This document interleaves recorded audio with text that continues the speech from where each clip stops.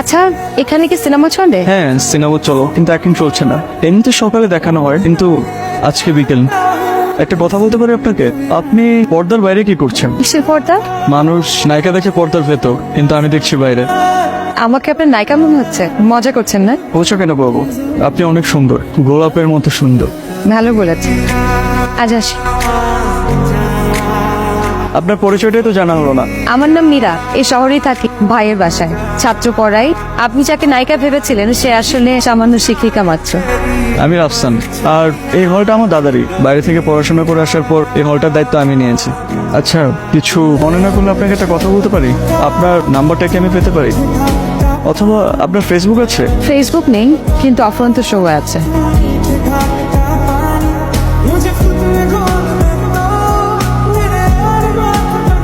আপনাকে এখানে ডাকলাম, আপনার সমস্যা নেই তো? সমস্যা কেন বাবু? আমার জীবনে আলাদা করে সমস্যা বলতে কিছুই নেই। একটা মানুষের জীবনে সমস্যা বলতে কিছু নেই। বই পড়েন? হুমায়ুন আহমেদ প্রিয়? অনেক বেশি। হুমায়ুন আহমেদ একটা কথা বলেছিলেন, আমের পোকারা বুঝতে পারে না মিষ্টি কি জিনিস, কারণ তারা মিষ্টির মধ্যেই জন্মায়।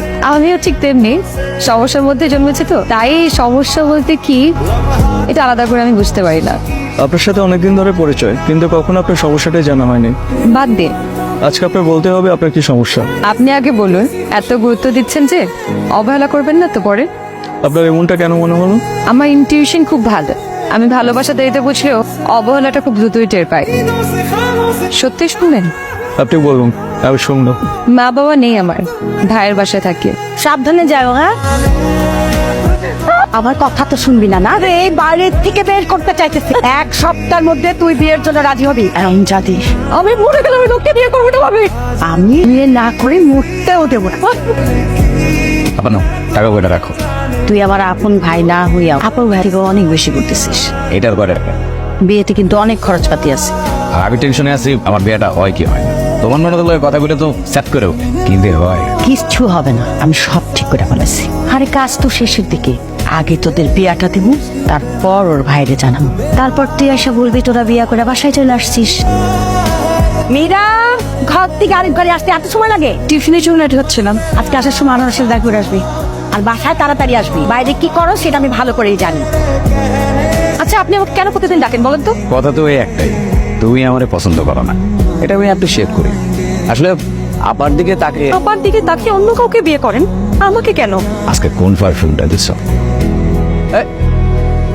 আমি একটু গ্রামের বাড়ি যাবো, দেখি জায়গাটা একেবারে বিক্রি করে আসা যায় কিনা। জায়গাটা যদি বিক্রি করে ফেলতে পারি, টাকা পয়সা দিয়ে মীরাকে বিয়ে সাথে দিয়ে। এইটা একটা ভালো সিদ্ধান্ত নিস। আর আসতে 2-1 দিন লাগতে পারো। সাবধানে থাকো। হ্যাঁ, সাবধানে যাও। বলেন না কবুল। কবুল বল। শুভ কথা এরকম দেরি হইলে হয়। এই কবুল বলো, কবুল বলো। আপনি তো কাজী সাহেব, আপনি দেখতে পাচ্ছেন আমাকে জোর করে বিয়ে দিচ্ছে। তো তো আজকে কবুল বলছে।